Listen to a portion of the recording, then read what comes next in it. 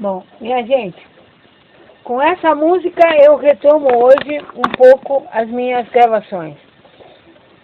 E hoje eu vou falar de uma coisa que até agora eu tinha deixado um pouco de lado, em base a um tecnicismo de não querer radicalizar. Mas chega um momento que a gente tem que tomar posição, tomar decisões. E decisões sempre são contraditórias, sempre podem ser contraditórias.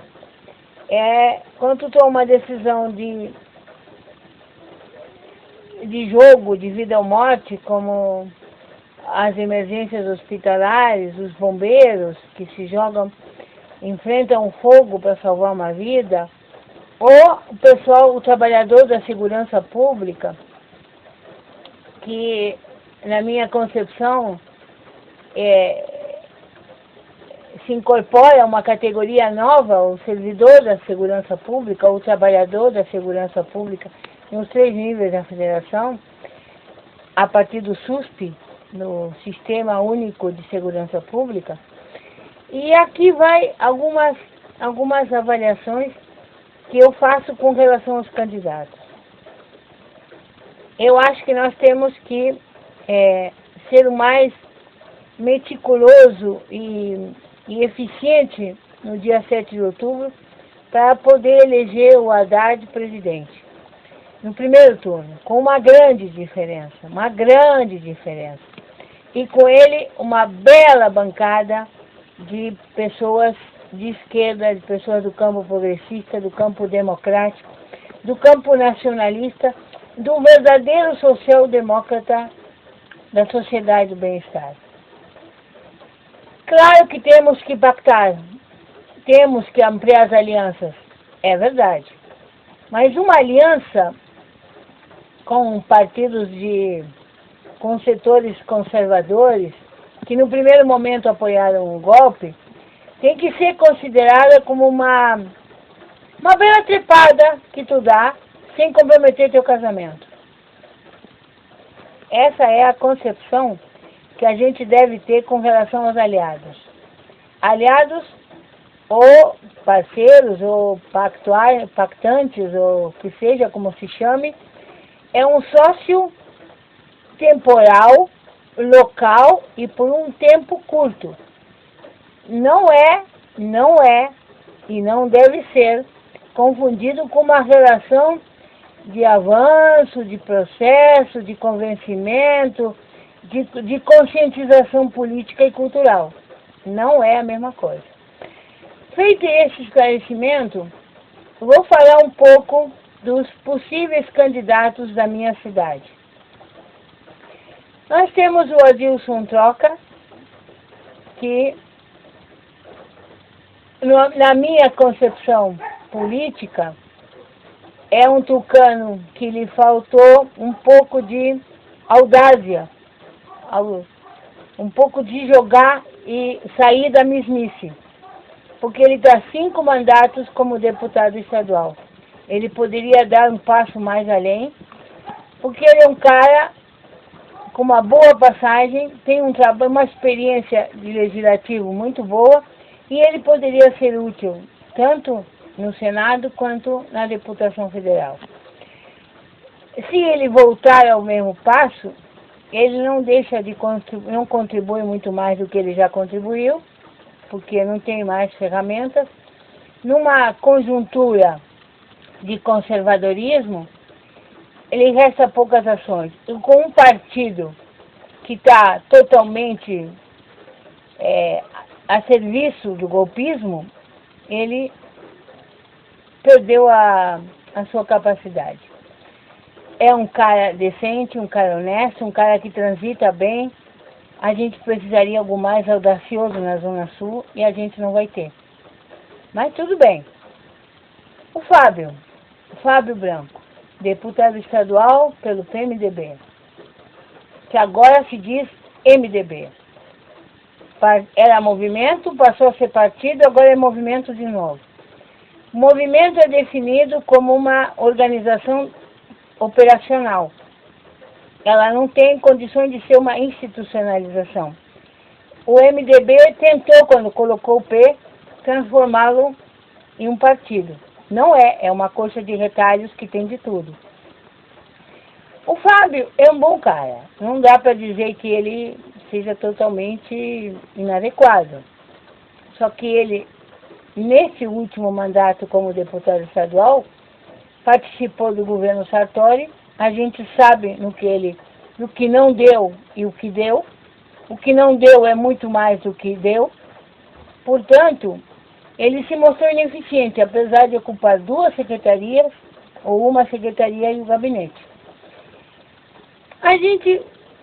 Eu sempre considerei, e mantenho essa afirmação, de que a mulher dele é muito melhor política que ele. Mas o destino quis, ou por uma questão de ocupar o lugar, a Lu não conseguiu ser a mulher na política que deveria ser. A gente provavelmente estaria muito melhor representada. Bom, depois nós temos nosso querido Jair Riso, que experiência política ele tem, nasceu no PT, passou por vários partidos, chegou ao Partido Socialista Brasileiro, na mão dada do Beto Albuquerque, e demonstrou que a sua capacidade de ação termina no município de Rio Grande. Tem alguns projetos que ele herdou do Denis Lawson, como o túnel, a ponte, brigou como louco pela instalação do gasoduto e da gasificação, da termoelétrica, mas lhe falta cultura política para poder negociar. E a astúcia e malícia que ele não tem. Portanto, é um político que poderia fazer alguma coisa diferente na Assembleia, poderia, mas é meio insípido, não tem sabor, não é açucarado nem salgado, é uma coisa incolora e inodora. Vamos para outros conhecidos do que temos aí. Temos o nosso querido, agora vamos ao campo, temos o Alfaro, temos o nosso querido, como se chama esse rapaz? O Dias, nosso veterinário, que mal chegou a deputado federal e acha, por uma vontade política, de que ele tem condições de ser muito mais que deputado federal. Mas tudo bem. É ex-tucano, mudou na época em que tinha que mudar, abandonou porque o tucanato gaúcho não lhe serve como proposta política para o desenvolvimento das suas teorias econômicas e sociais. Tenta se disfarçar de social-democracia, da sociedade do bem-estar, mas a vestimenta não lhe cai. Lhe falta corpo para poder recheá-la. E vamos um pouco agora, sim, aos nossos candidato a deputado estadual do campo da esquerda. No campo da esquerda em Rio Grande, nós temos o nosso, vamos dizer, e eu tenho que reconhecer que ele é o Harley, que é o nosso advogado trabalhista,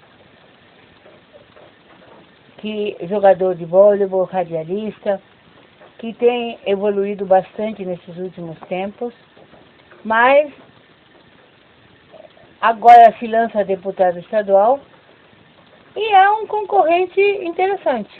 É um concorrente que tem as coisas claras, mas que a gente não sabe o que ele pensa sobre feminismo, sobre desenvolvimento econômico, sobre soluções criativas para poder sair da crise, alternativas de governabilidade.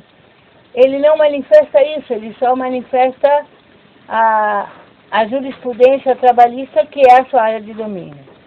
Depois nós temos o ponto fora da curva, que sou eu, a candidata mulher do campo de esquerda, que